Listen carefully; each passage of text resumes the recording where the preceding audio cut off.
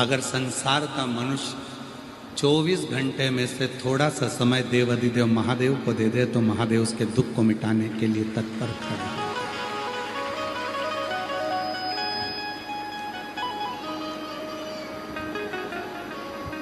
बहुत नहीं मांग रहा, मेरा देवाधिदेव महादेव आपसे बहुत सारा नहीं मांग रहा।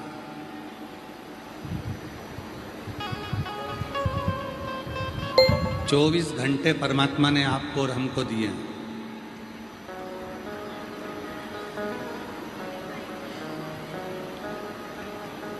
चौबीस घंटे में से अगर आप भगवान को 12 घंटे नहीं दे सकते तो मत दो, 6 घंटे भी मत दो, मत करो 3 घंटा भजन आप।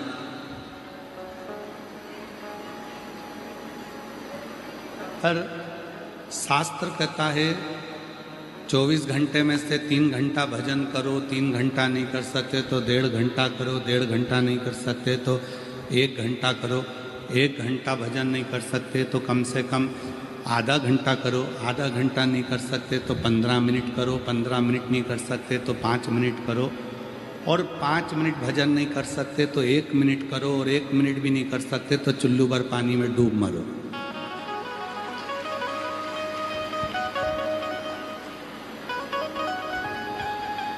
उस ईश्वर ने आपको और हमको 24 घंटे दिए, और हम जानते हैं कि कोई भी 24 घंटा भगवान का भजन नहीं कर सकता। हम बोल भी देंगे ना तो तुम लोग 24 घंटा भगवान का भजन नहीं करो, और हम कह भी दें कि तुम 12 घंटा कर लो तो तुम 12 घंटा भी नहीं करोगे। तो जो तुम करो ही नहीं तो हम काय को बोल के अपना समय बर्बाद करें। शिव पुराण कहती है 24 घंटा भजन नहीं कर सकते, 12 घंटा नहीं कर सकते, 6 घंटा नहीं कर सकते, 3 घंटा नहीं कर सकते, 1.5 घंटा नहीं कर सकते, आधा घंटा नहीं कर सकते, कम से कम 1 मिनट भी अगर आप भोलेनाथ के नाम का उच्चारण कर रहे हो, श्री शिवाय नमस्तुभ्यम कह रहे हो, नमः शिवाय कह रहे हो, ओम नमः शिवाय कह रहे हो, तो याद रखना कि तुमने जो 1 मिनट मेरे शंकर भगवान को दिया है, तुमने 1 मिनट जो मंत्र का उच्चारण किया है, एक दिन ऐसा आएगा कि जिस समय पर तुम दुख की घड़ी में खड़े होगे तब वो 1 मिनट का दिया हुआ श्री शिवाय नमस्तुभ्यम तुम्हारे सामने खड़ा होगा और तुम्हारे दुख को मिटा रहा है।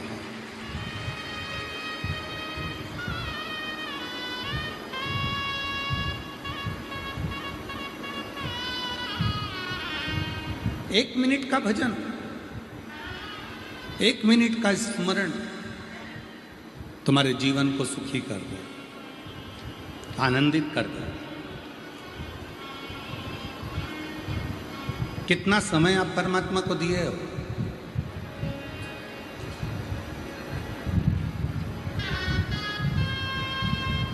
कितना समय आप भगवान को दिए हो, यह आपके ऊपर निर्भर करता है। कितना समय आप ईश्वर को दिए हो, यह आपके ऊपर निर्भर करता है। एक बहुत अच्छी बात आती है, एक संत अपनी शिष्या के घर पहुंचे। भजन करते करते संत शिष्या के घर पहुंच गए।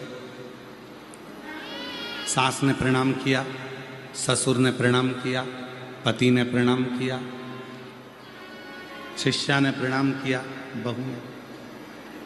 शिष्या जब आई, बहू जब आई तो बहू से पूछा, बेटा तेरे ससुर की उम्र कितनी है? शिष्या ने कहा, मेरे ससुर की उम्र 15 साल।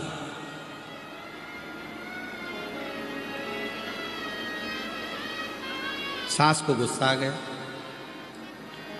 बताओ इसको 15 साल का ससुर दिख रहा है? पागल हो गई है, अपने गुरुजी के सामने झूठ बोल रही है। फिर पूछा, तेरी सास की उम्र कितनी है? तो कहा 8 साल। सास को और गुस्सा आ गया, बताओ मैं इसको 8 साल की दिख रही, बोलना चाहिए 60 का, बोल रही है 8 का। और गुस्सा आ गया, बताओ मैं इसको 8 साल की दिख रही, बोलना चाहिए 60 का, बोल रही है 8 का। फिर कहा,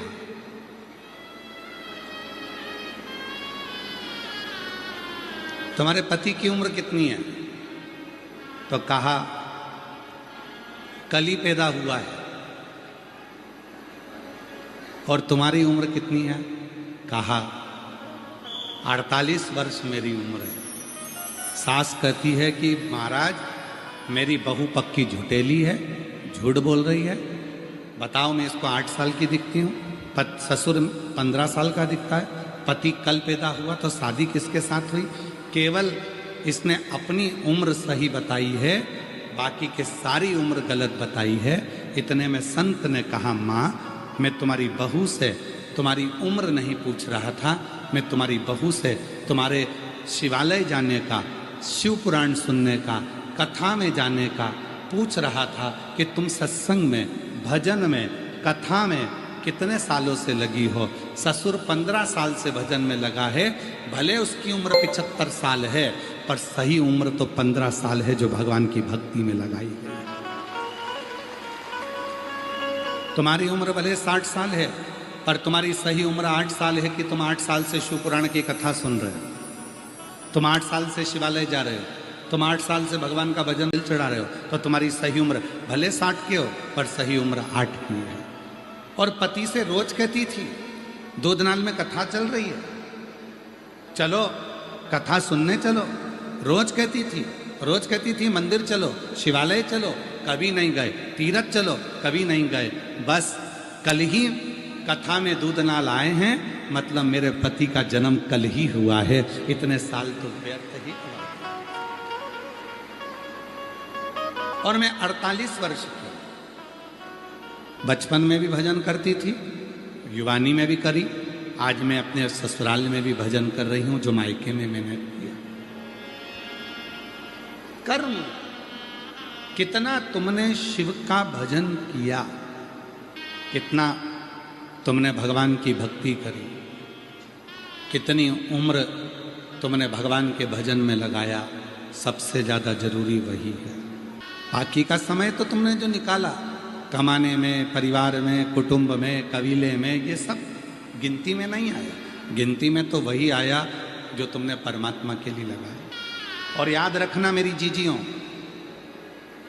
मेरे धाराशिव जिले की मेरी जीजियों, मेरे दूधनाल की जीजियों, उमरगा की जीजियों, मेरे जीजाओं, मेरी बेटियों, मेरे बेटाओं, मेरे बुजुर्ग माँ बाप, याद रखना तुमने जितना समय भगवान को दिया है, तुम्हारी अंतिम श्वास के समय पर तुम्हारे परिवार वाले डॉक्टर से कहेंगे ये पैसा रख लो, पर हमारे पति की, हमारे पत्नी की, हमारे बच्चे की, हमारे ससुर की, सास की थोड़ी सी और जी ले, थोड़ा प्राण और मिल जाए, थोड़ा और जी लें, ऐसा कुछ कर दो। वो डॉक्टर कहेगा मैं अपना पूरा काम कर रहा हूँ, आगे उसकी मर्जी है। तो याद रखना तुमने जितना समय भोलेनाथ को दिया है, तुम्हारी अंतिम समय में उतना समय मेरा बाबा तुमको बढ़ा देगा और तुम्हें स्वस्थ कर कर तुम्हारे घर तक पहुँचा।